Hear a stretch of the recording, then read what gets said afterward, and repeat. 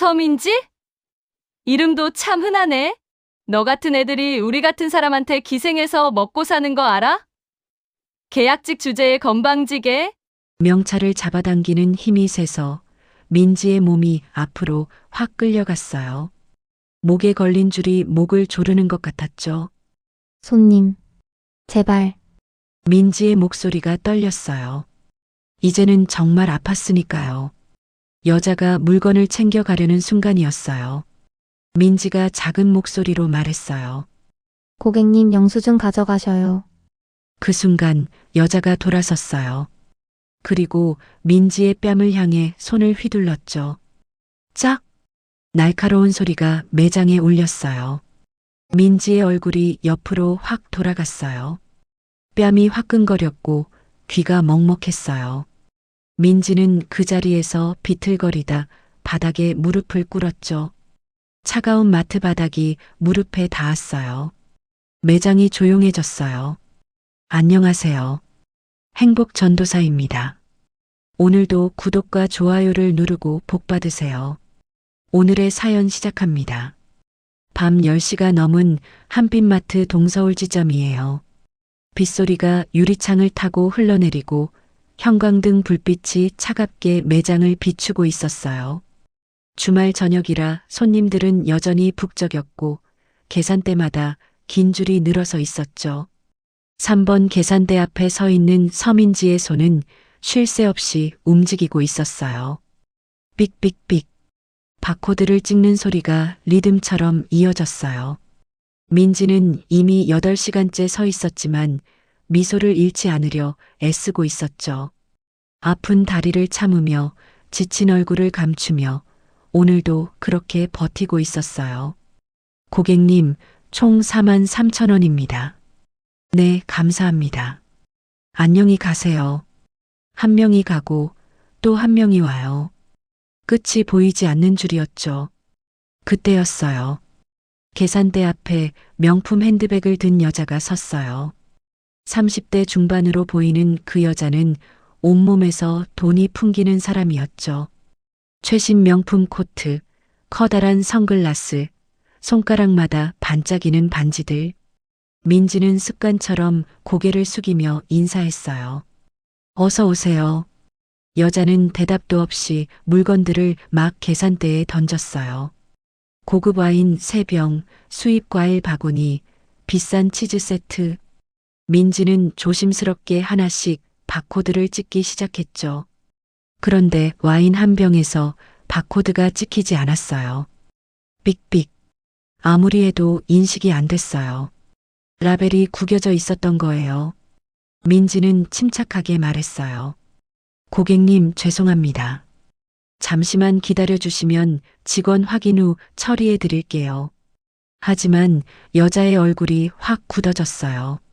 뭐, 기다리라고? 날카로운 목소리였어요. 주변 고객들의 시선이 일제히 3번 계산대로 쏠렸죠.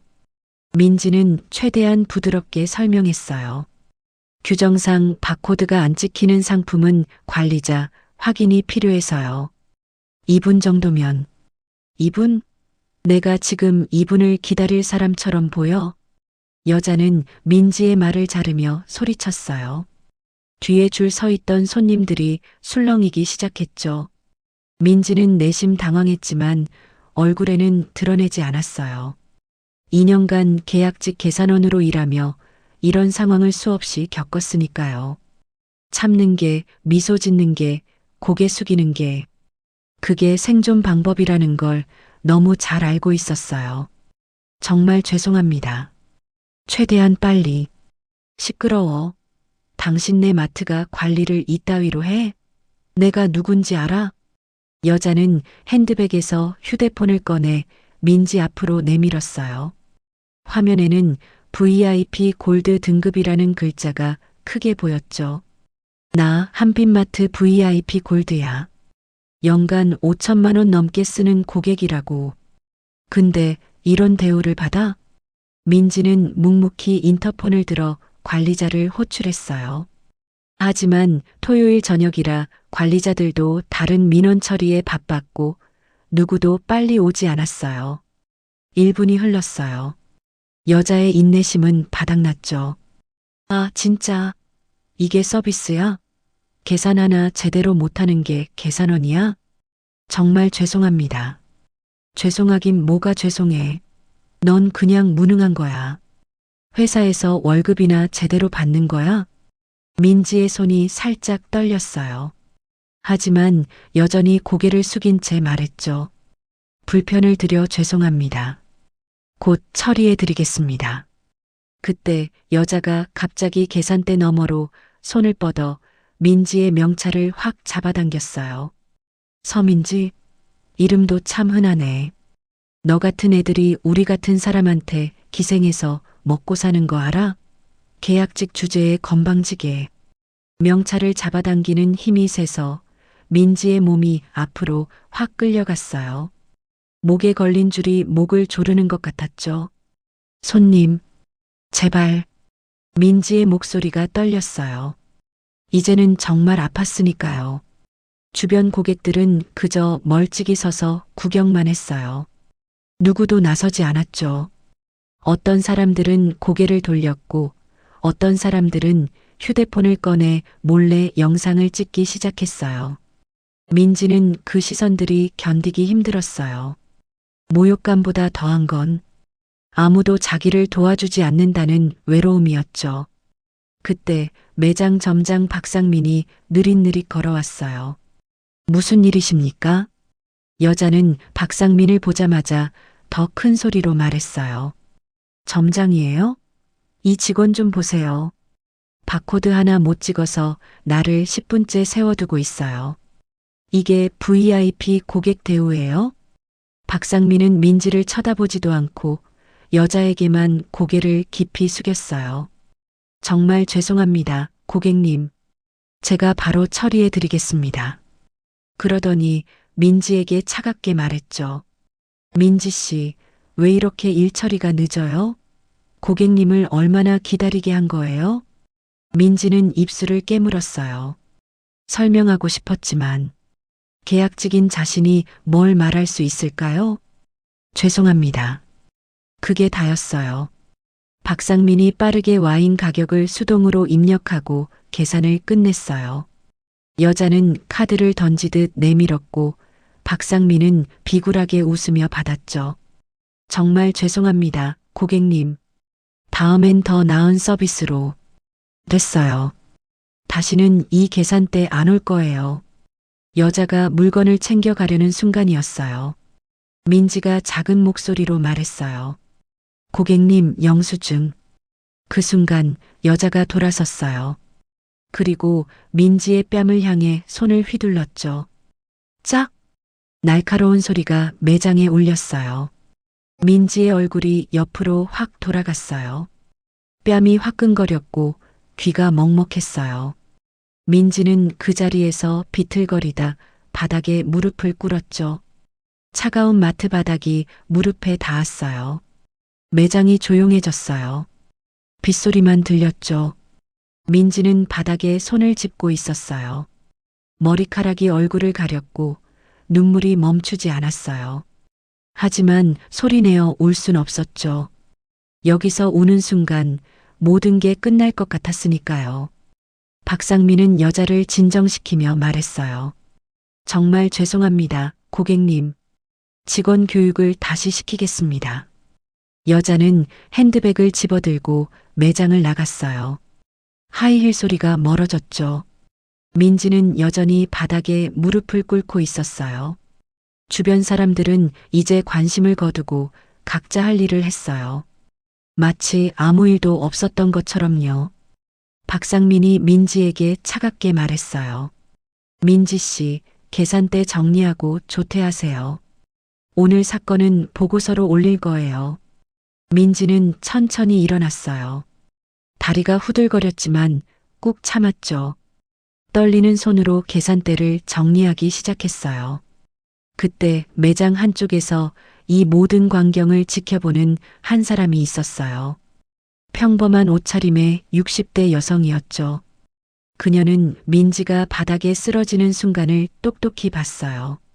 여자가 민지의 뺨을 때리는 소리를 들었고 박상민이 민지를 방치하는 모습도 다 봤어요. 그녀의 손이 떨렸어요. 분노 때문이었죠.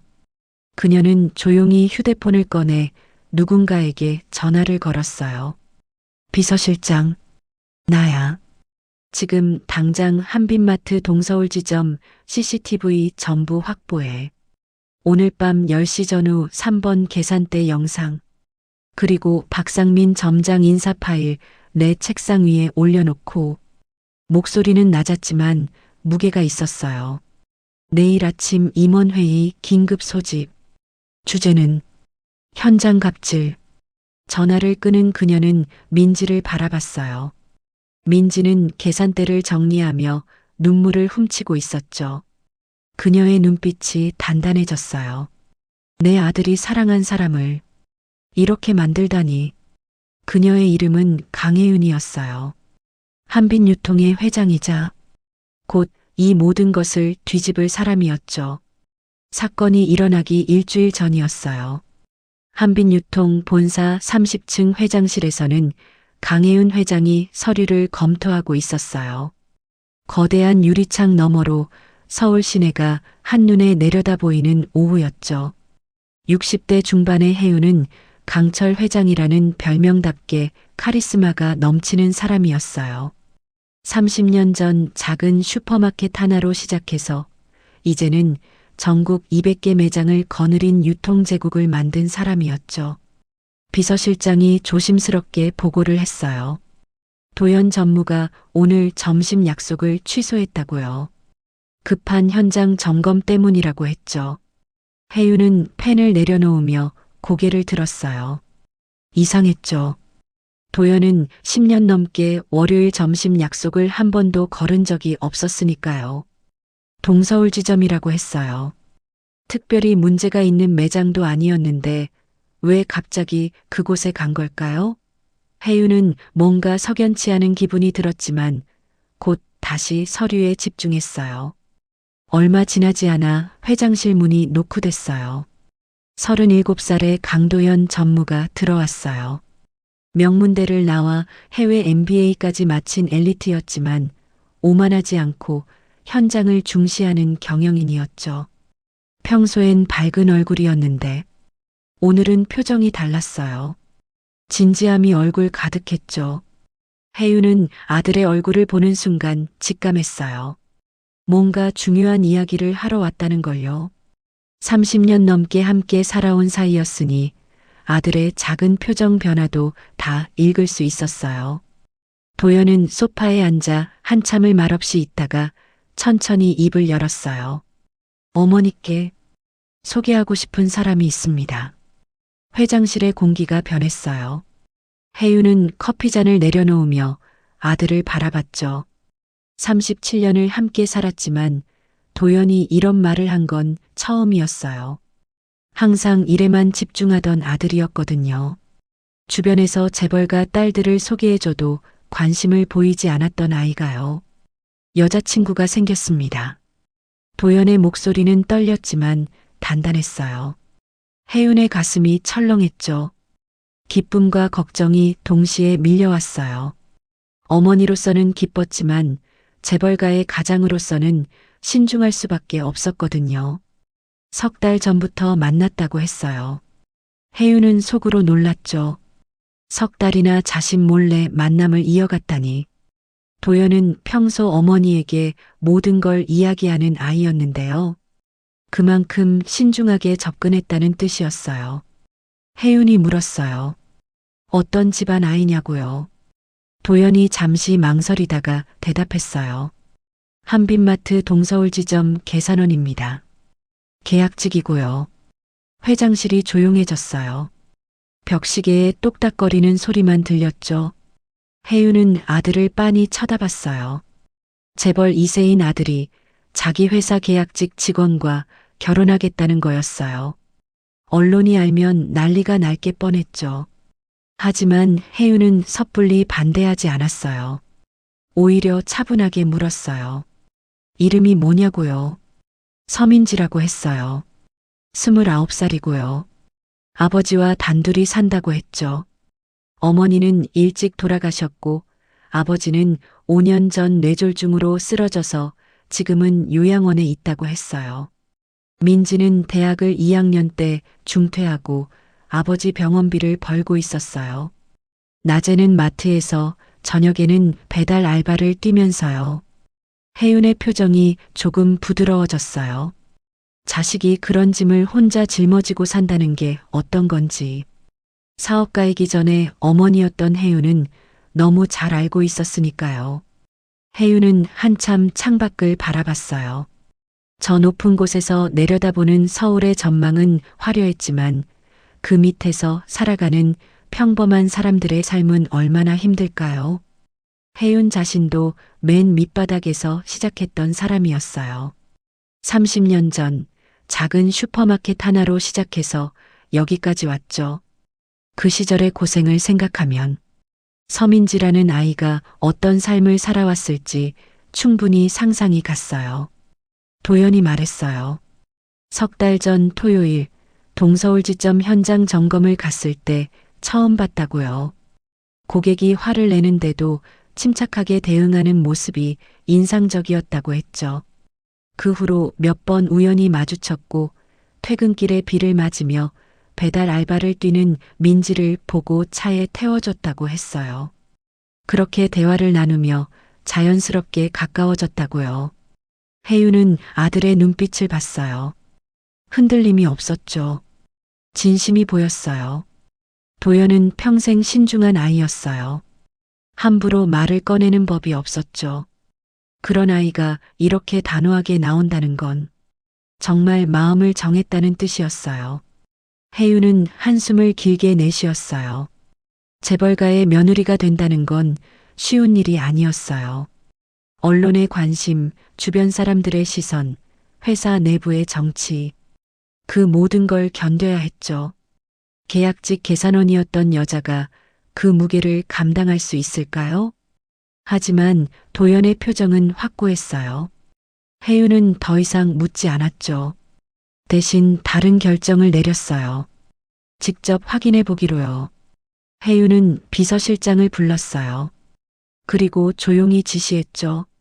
서민지라는 직원의 근무 기록과 인사평가를 모두 가져오라고요. 매장 내 평판, 고객 만족도, 동료 관계까지 전부요. 그리고 CCTV 영상도 확보하라고 했어요. 최근 한 달간 민지의 근무 모습을 직접 보고 싶었거든요.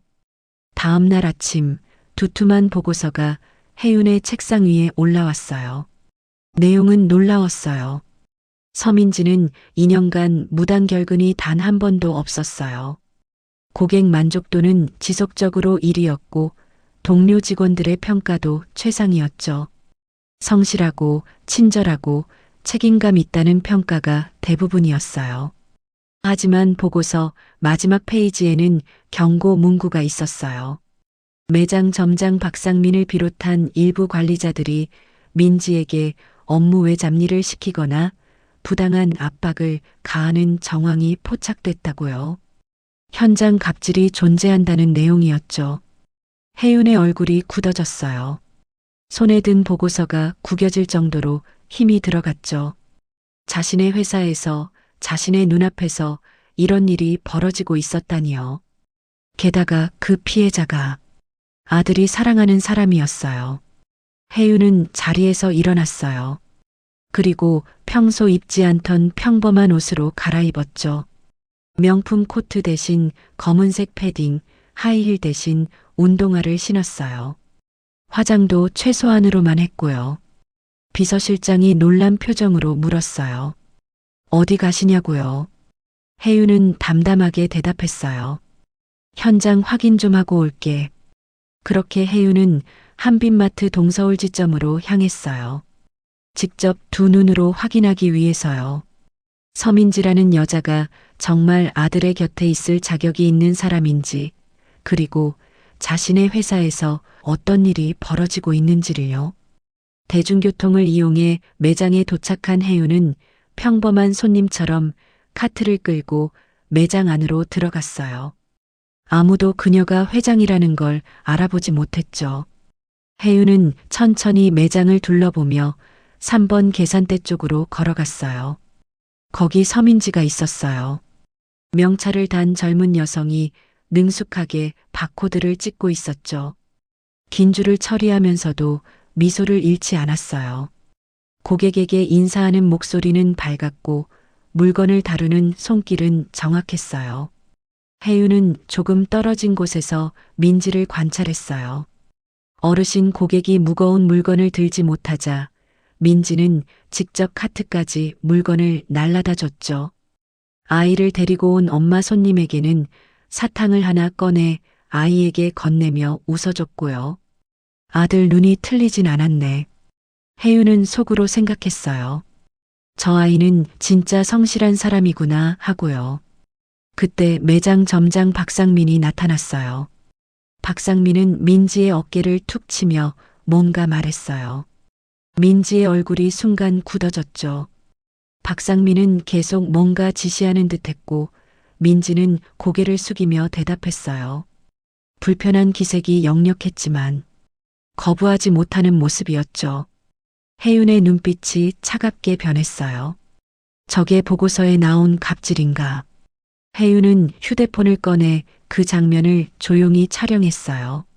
증거가 필요했으니까요. 박상민이 떠나고 민지는 다시 계산대로 돌아왔어요. 하지만 이전의 밝은 표정은 사라져 있었죠. 억지로 미소를 짓는 게 눈에 보였어요. 혜윤은 마음을 굳혔어요. 토요일에 다시 와야겠어. 도연이 말했던 그날이었어요. 도연과 민지가 만나기로 한 날이었죠. 혜윤은 그날 다시 이곳에 와서 민지의 진짜 모습을 확인하기로 결심했어요. 그리고 필요하다면 직접 나서기로요. 자신의 회사에서 자신의 직원이 부당한 대우를 받는 걸 그냥 두고 볼 순 없었으니까요. 하물며 그게 아들이 사랑하는 사람이라면 더더욱요. 혜윤은 아무것도 사지 않고 매장을 나왔어요. 하지만 머릿속에는 이미 계획이 세워지고 있었죠. 토요일 오후 4시였어요. 한빛마트 동서울 지점은 한 주 중 가장 바쁜 시간대를 맞이하고 있었어요. 주말장을 보러 온 가족들, 특가 행사를 노린 손님들, 저녁 식사 재료를 사러 온 직장인들까지 매장은 사람들로 가득했죠. 계산대마다 긴 줄이 늘어서 있었고 카트 부딪히는 소리, 아이들 우는 소리, 직원들의 안내 방송이 뒤섞여 시끄러웠어요. 3번 계산대 앞에 선 서민지는 이미 5시간째 쉬지 않고 일하고 있었어요. 바코드 찍는 소리가 기계적으로 이어졌죠. 민지의 손은 빠르고 정확했어요. 특가 행사 상품 확인, 쿠폰 처리, 포인트 적립, 현금 거스름 돈 계산까지 모든 게 자동으로 이뤄지는 것처럼 매끄러웠죠. 한 명이 가고 또 한 명이 왔어요. 끝이 보이지 않는 줄이었어요. 민지는 다리가 아팠어요. 허리도 뻐근했고요. 오늘 아침부터 화장실도 한 번 못 갔어요. 점심시간도 15분밖에 주어지지 않아서 편의점 삼각김밥 하나로 때웠죠. 하지만 표정만큼은 밝게 유지하려 애썼어요. 고객 앞에서 지친 모습을 보이면 안 됐으니까요. 저쪽 매장 입구에서 한 여성이 들어오고 있었어요. 평범한 검은색 패딩을 입은 60대 여성이었죠. 강혜윤 회장이었어요. 오늘도 신분을 숨기고 매장을 찾았던 거예요. 모자를 깊게 눌러쓰고 마스크까지 착용한 채였죠. 혜윤은 카트를 끌며 천천히 매장 안으로 들어왔어요. 겉으로는 평범한 손님처럼 보였지만 눈빛만큼은 날카로웠어요. 매장 구석구석을 관찰하며 걸었죠. 30년간 유통업을 해온 사람의 눈은 모든 걸 놓치지 않았어요. 혜윤은 3번 계산대 근처에 멈춰 섰어요. 민지가 일하는 모습을 지켜봤죠. 민지는 노부부 고객을 응대하고 있었어요. 할머니가 쿠폰 사용법을 몰라 헤매자 민지는 친절하게 설명해 드렸어요. 목소리를 크게 높여서 귀가 잘 안 들리는 할머니도 알아들을 수 있게요. 할아버지가 무거운 쌀을 카트에 싣지 못하자 민지는 계산대를 잠시 비우고 직접 도와드렸죠. 혜유는 그 모습을 보며 고개를 끄덕였어요. 역시 도연의 눈이 틀리지 않았어요. 그때 매장 입구가 술렁이기 시작했어요. 한 여자가 들어오고 있었어요. 30대 중반쯤 돼 보이는 여자였는데 온몸에서 화려함이 뿜어져 나왔죠. 최신 명품 코트, 커다란 선글라스, 손에 든 샤넬백. 걸음걸이부터 달랐어요. 마치 런웨이를 걷는 것처럼 당당했죠. 몇몇 젊은 손님들이 수군거렸어요. 저 사람이 육아이라는 인플루언서라고요. SNS 팔로워가 300만이 넘는다고요. 육아이였어요. 명품, 고급 레스토랑, 해외여행 인증으로 유명한 인플루언서였죠. 광고 한 건에 수천만 원을 받는다는 소문도 있었어요. 가인은 선글라스를 벗지도 않은 채 매장 안으로 당당하게 걸어 들어왔어요. 마치 자기 집 안방처럼요. 뒤따라오는 매니저로 보이는 남자가 휴대폰으로 가희의 모습을 찍고 있었죠. 오늘 콘텐츠는 서민들도 가는 마트에서 장복이라고 했어요. 목소리에는 비웃음이 섞여 있었죠. 가희는 카트에 비싼 수입 과일들을 막 집어넣기 시작했어요. 가격표도 안 보고요. 고급 와인, 프리미엄 치즈, 유기농 채소. 일반 손님들이 잘 사지 않는 고가 상품만 골라 담았어요. 마치 자신의 부를 과시하려는 듯이요. 10분 만에 카트가 가득 찼어요. 가인은 계산대를 둘러봤죠. 그리고 가장 한가해 보이는 3번 계산대로 향했어요. 서민지가 있는 곳이었죠. 민지는 다른 손님을 응대하고 있었어요. 가인은 그 뒤에 섰죠. 하지만 기다리는 게 익숙하지 않은 사람처럼 금방 짜증이 났어요. 발을 구르고 한숨을 쉬고 시계를 쳐다보며 불만을 드러냈죠. 민지는 최대한 빨리 앞 손님의 계산을 마무리했어요. 그리고 가희에게 밝게 인사했죠. 하지만 가희는 대답도 없이 물건들을 계산대에 던지듯 올려놓기 시작했어요. 와인병이 쿵 소리를 내며 계산대에 부딪혔죠. 민지는 조심스럽게 하나씩 바코드를 찍기 시작했어요. 문제가 생긴 건 수입 과일 바구니였어요. 바코드가 찍히지 않았거든요. 라벨이 물에 젖어 손상된 거였죠. 민지는 침착하게 상황을 설명하고 담당 직원을 호출했어요. 규정상 바코드가 인식되지 않는 상품은 관리자 확인을 받아야 했거든요. 하지만 주말이라 직원들도 바빴고 아무도 빨리 오지 않았어요. 30초가 지났어요. 가희의 얼굴이 붉어지기 시작했죠. 1분이 지나자 가희는 참지 못하고 폭발했어요. 자신이 얼마나 바쁜 사람인데 이렇게 시간을 뺐느냐고 소리쳤죠. 민지는 정중하게 사과하며 최대한 빨리 처리하겠다고 말했지만 가희는 멈추지 않았어요. 가희는 휴대폰을 꺼내 민지 앞으로 내밀었어요. 화면에는 VIP 골드 등급이라는 글자가 크게 보였죠. 연간 5천만 원 넘게 쓰는 고객한테 이런 대우를 하느냐며 목소리를 높였어요.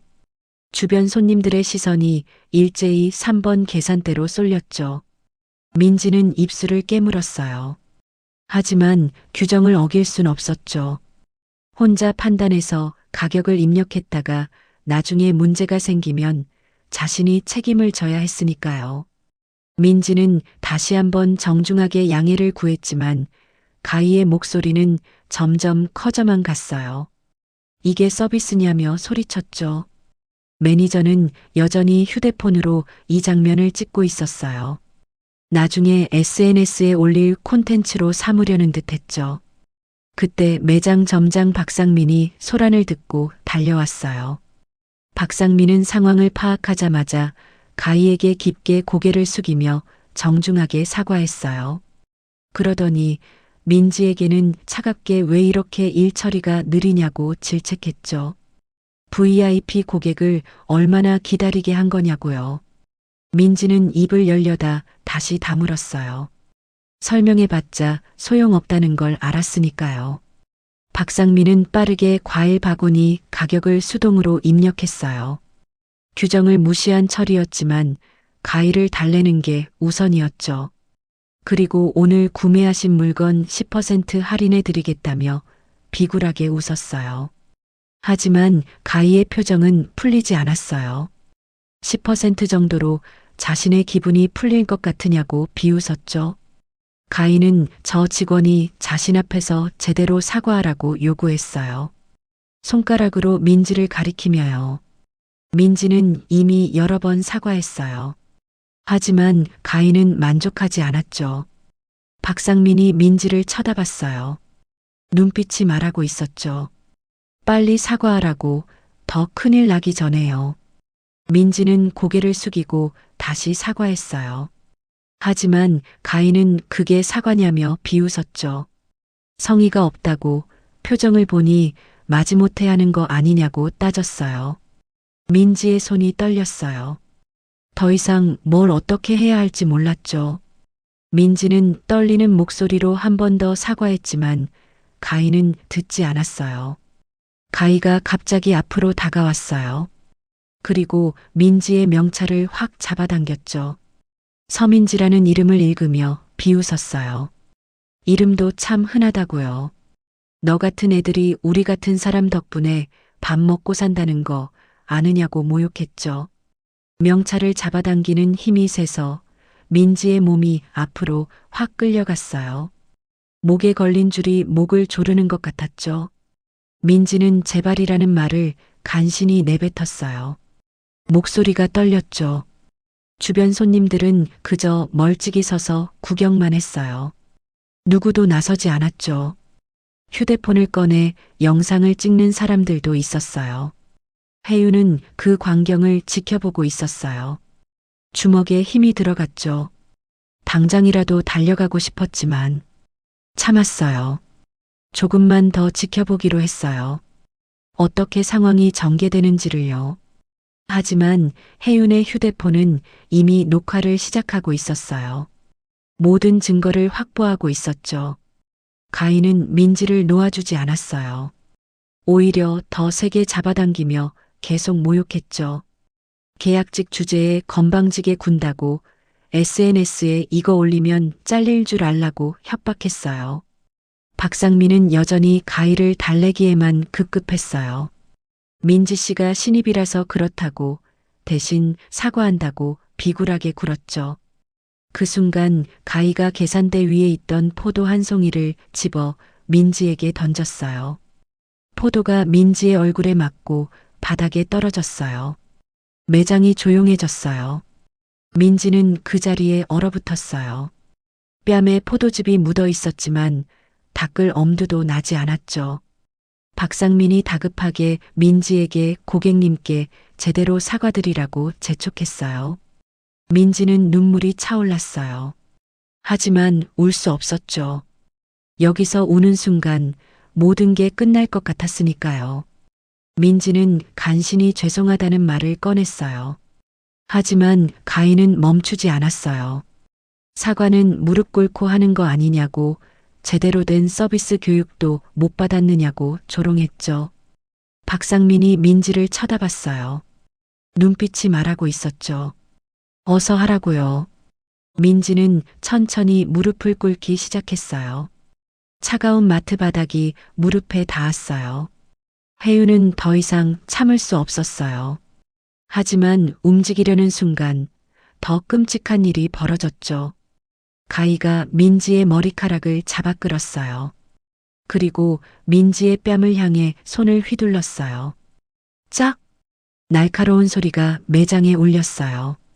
민지의 얼굴이 옆으로 확 돌아갔어요. 뺨이 빨갛게 부어올랐고 입가에서 피가 흘러나왔죠. 민지는 균형을 잃고 바닥에 쓰러졌어요. 손바닥으로 차가운 바닥을 짚었지만 몸을 제대로 가누지 못했어요. 그 순간이었어요. 그만두시오. 강한 목소리가 매장에 울려 퍼졌어요. 모든 사람이 그쪽을 돌아봤죠. 평범한 옷차림의 60대 여성이 앞으로 걸어 나오고 있었어요. 모자를 벗고 마스크를 내린 그녀의 얼굴에는 차가운 분노가 서려 있었죠. 강혜윤이었어요. 혜윤은 빠른 걸음으로 계산대로 다가갔어요. 그리고 바닥에 쓰러진 민지에게 무릎을 꿇었죠. 조심스럽게 민지의 어깨를 잡고 일으켜 세웠어요. 민지는 울먹이며 고개를 들었어요. 낯선 여성이 자신을 부축하고 있었죠. 누군지 몰랐지만 그 눈빛에서 따뜻함이 느껴졌어요. 혜윤은 자신의 손수건으로 민지의 뺨에 묻은 피를 닦아줬어요. 그리고 민지를 계산대 옆 의자에 앉혔죠. 민지에게 잠시만 기다리라고, 곧 끝날 거라고 부드럽게 말했어요. 하지만 혜윤의 눈빛은 얼음처럼 차가웠죠. 유가이가 짜증 섞인 목소리로 말했어요. 아줌마는 왜 나서는 거냐고요. 혜윤은 천천히 가희를 돌아봤어요. 그리고 한 걸음 앞으로 다가서며 차분하게 말했죠. 방금 직원에게 폭행을 가했다고요.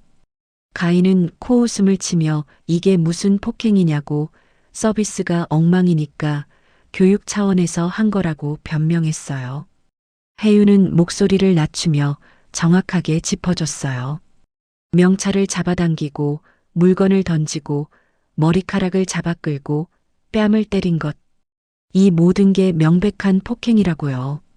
가인은 여전히 자신이 팔로워 300만 되는 인플루언서라고, 이 마트 욕하는 영상 하나만 올려도 난리 난다고 큰 소리쳤어요.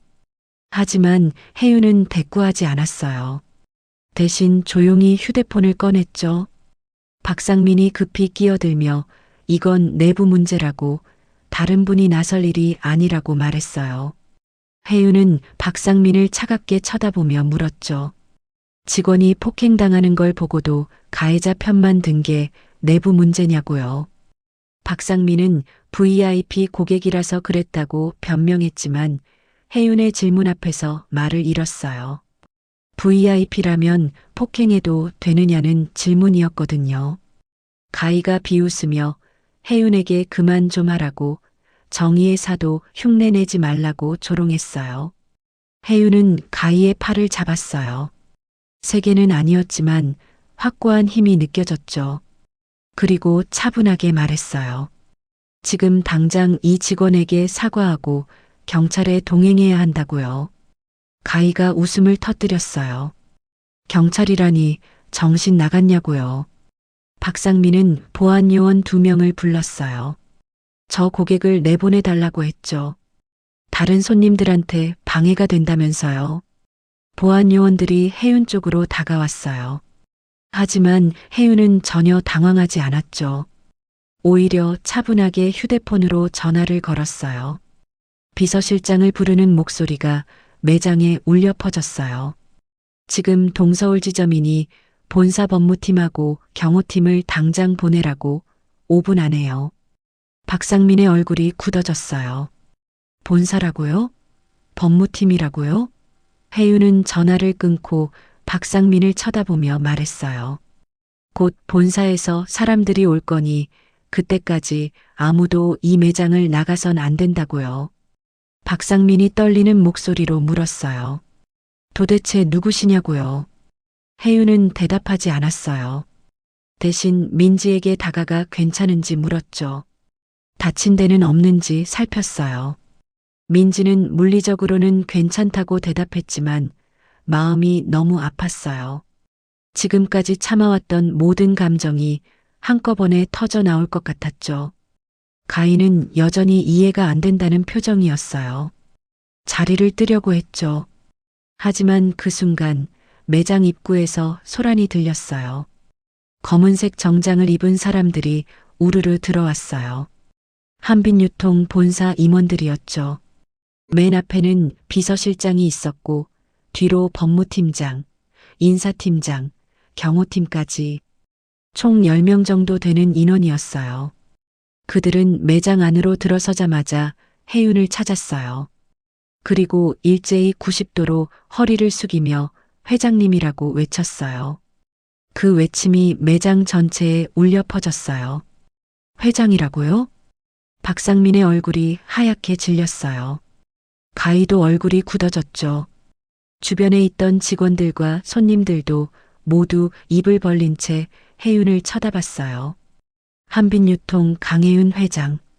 저 평범해 보이던 아줌마가 회장이라고요? 민지도 믿을 수 없다는 표정으로 혜윤을 봤어요. 방금까지 자신을 부축해주던 따뜻한 손길의 주인이 이 회사의 회장이었다니요. 도연 전무의 어머니가 바로 눈앞에 계셨던 거예요. 긴장감이 매장을 가득 채웠죠. 폭풍 같은 심판이 시작되려 하고 있었어요. 모든 사람의 시선이 한 곳으로 향했어요. 강혜윤이었죠. 믿을 수 없었어요.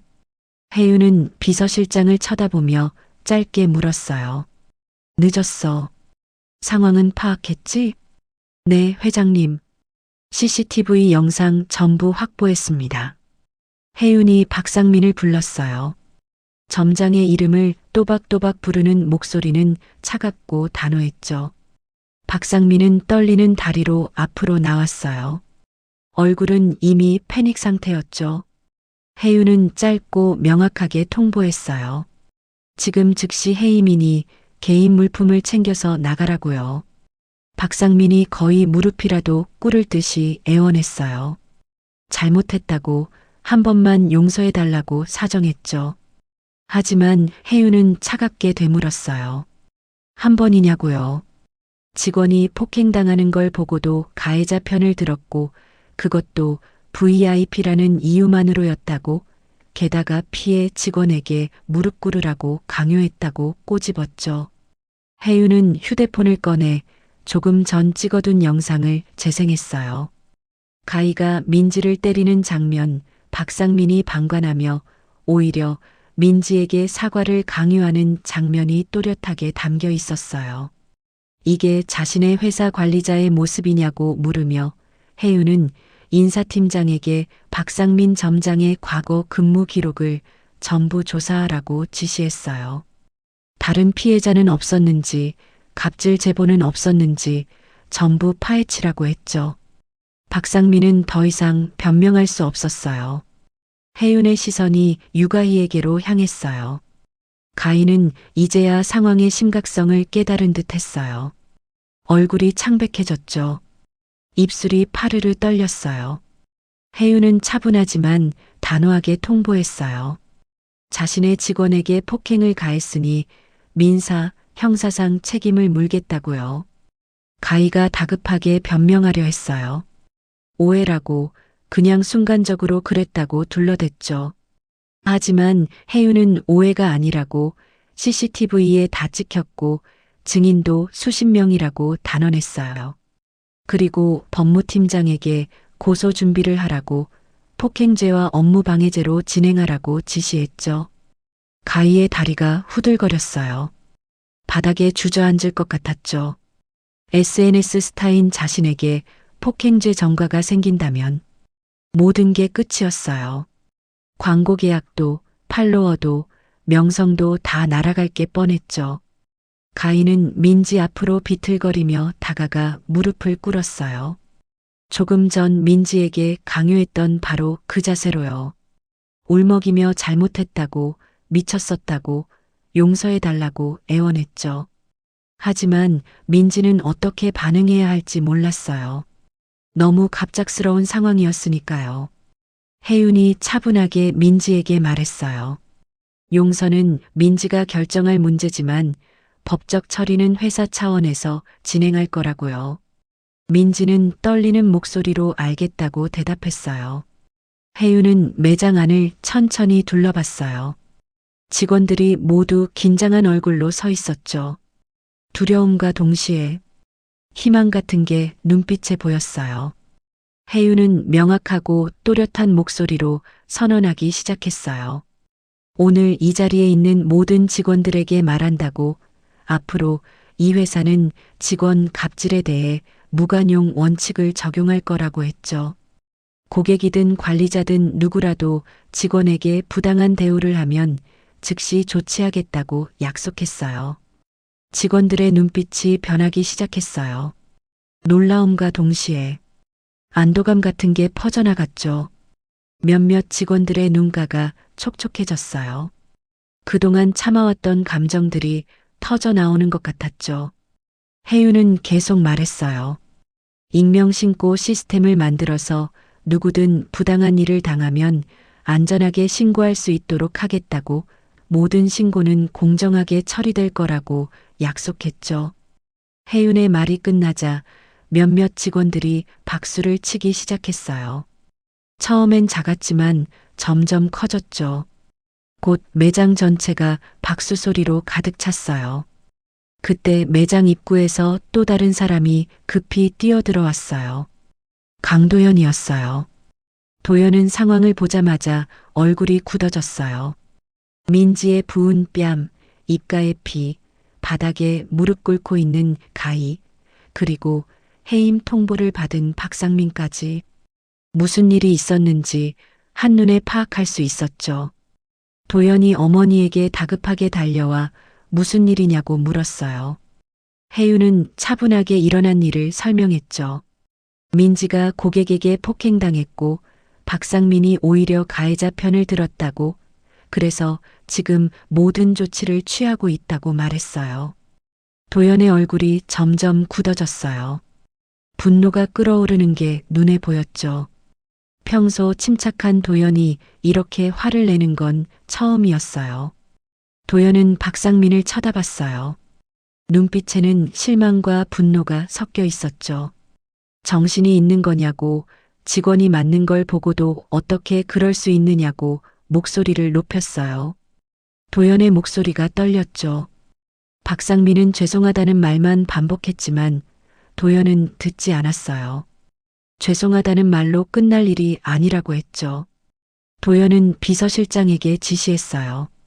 박상민뿐만 아니라 이런 갑질을 묵인한 관리자들을 전부 조사하라고, 피해를 입은 직원들을 전부 찾아서 사과하고 보상하라고 명령했어요.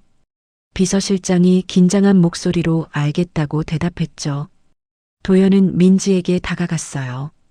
하지만 많은 사람들 앞이라 조심스러웠죠. 그저 걱정스러운 눈빛으로 민지를 바라보며 괜찮은지 물었어요. 민지는 고개를 끄덕이며 괜찮다고 대답했지만 눈물이 차올랐어요. 목소리는 떨리고 있었죠.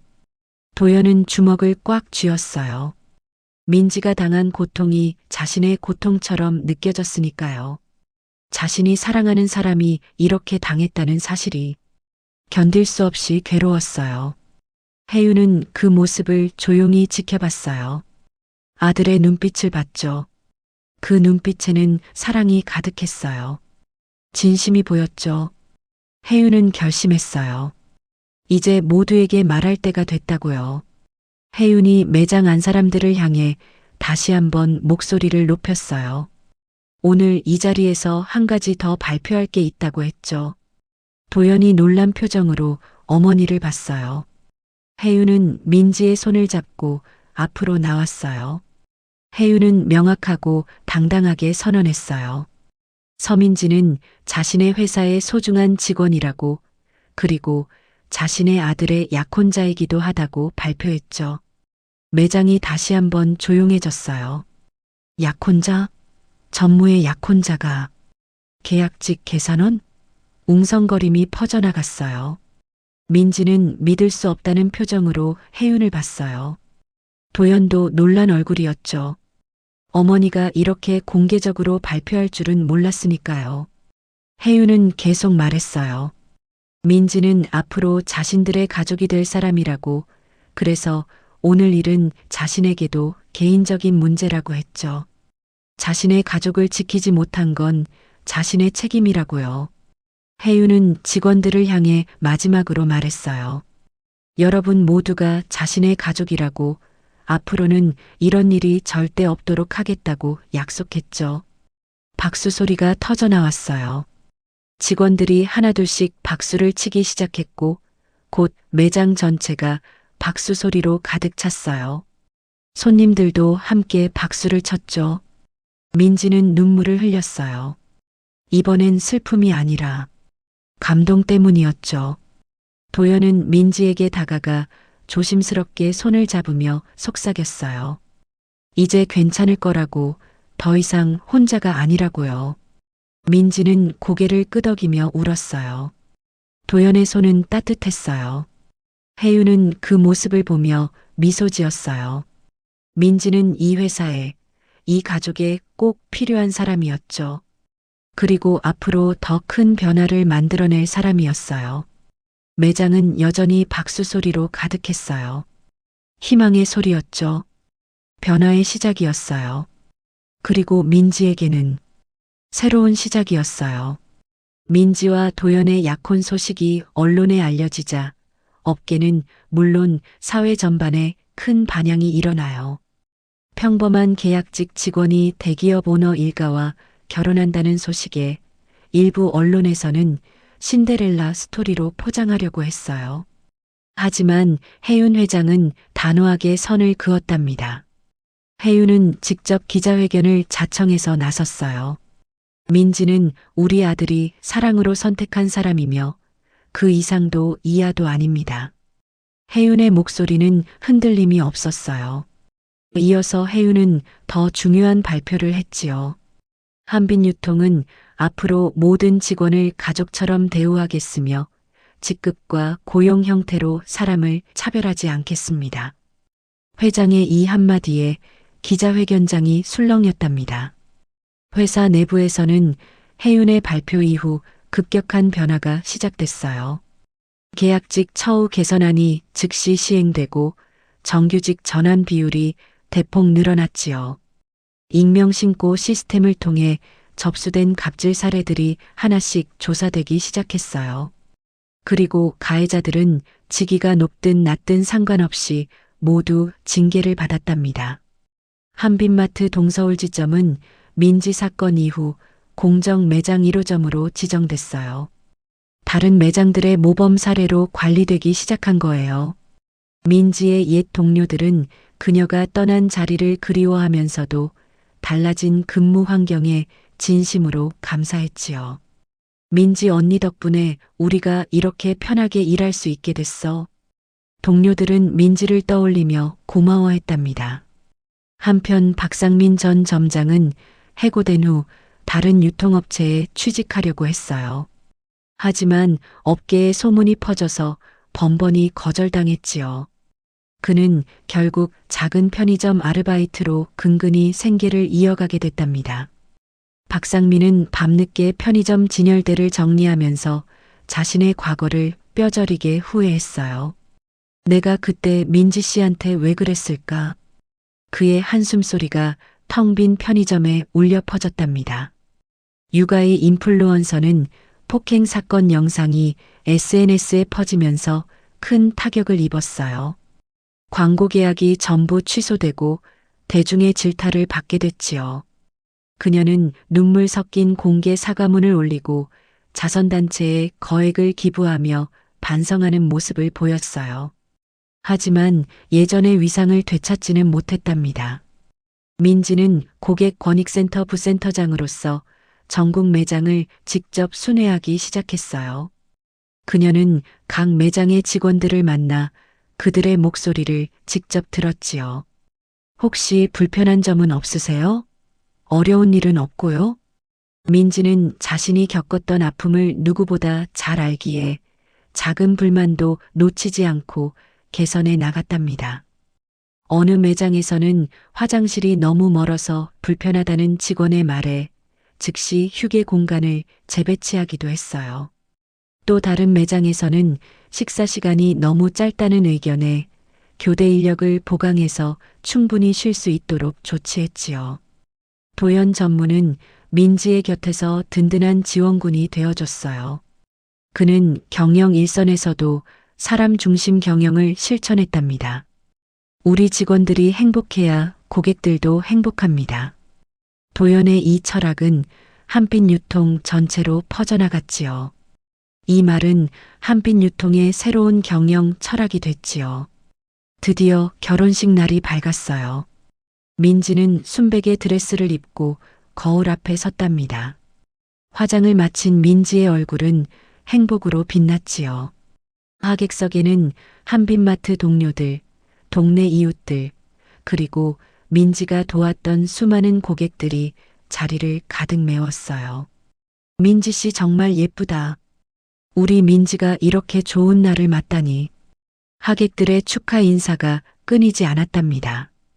신부 대기실에서 혜윤은 민지의 손을 꼭 잡았어요. 우리 며느리 정말 고생 많았어. 이제는 행복만 하자. 혜윤의 목소리에는 진심 어린 애정이 담겨 있었지요. 민지는 눈물을 글썽이며 고개를 끄덕였답니다. 어머님 감사합니다. 정말 감사해요. 결혼 행진곡이 울려 퍼지고 민지는 아버지의 손을 잡고 버질로드를 걸었어요. 병석에서 일어난 아버지는 딸의 손을 꼭 잡고 한 걸음 한 걸음 함께 걸었지요. 아빠, 천천히 가요. 괜찮다. 우리 딸 결혼식인데 이 정도는 해야지. 아버지의 눈가에도 눈물이 맺혔답니다. 도연은 제단 앞에서 민지를 기다리고 있었어요. 두 사람이 마주보는 순간 행복한 미소가 번졌지요. 신랑 강도연, 신부 서민지를 평생 사랑하고 아끼겠습니까? 예, 맹세합니다. 도연의 대답은 힘차고 분명했어요. 신부 서민지, 신랑 강도연을 평생 사랑하고 아끼겠습니까? 예, 맹세합니다.